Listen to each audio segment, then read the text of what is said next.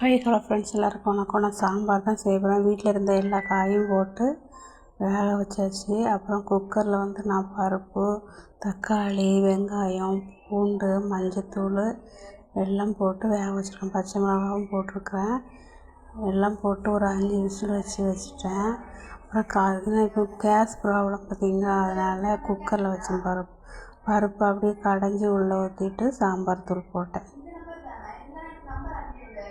இந்த காய் பருப்பு எல்லாம் ஒன்றா வெந்தாச்சு. அப்புறம் சாம்பார் தூள் கடையில் வாங்கினது தான். வீட்டில் மிளகாத்தூள் தீர்ந்துருச்சு, அதனால் சாம்பார் தூள் கடையில் வாங்கிட்டேன். காயமும் போட்டிருக்கிறேன். பருப்பு கூட வெங்காயம் பூண்டெல்லாம் போட்டு வேக வச்சு ஊற்றிருக்கு. இன்னும் வேக வச்சு அப்படியே தாளிச்சிட வேண்டியதுதான். இந்த மெத்தடுங்க எல்லாம் வெந்துருச்சு, நல்லா தாளிச்சாச்சு.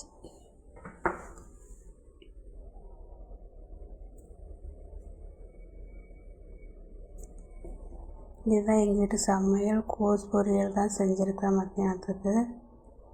இன்றைக்கி மத்தியானம் லஞ்சு இவ்வளோ தான். நாங்கள் எப்பவும் இப்படி தான் செய்வோம். அடிஷனல் தயிர் தான் சாப்பிடுவோம். அப்புறம் அப்பளம்லாம் பொரிக்க முடியல, ஏன்னா அப்பளம்லாம் எண்ணெய் பொருள் சாப்பிடக்கூடாது, எங்கள் வீட்டுக்கு திட்டுவார்.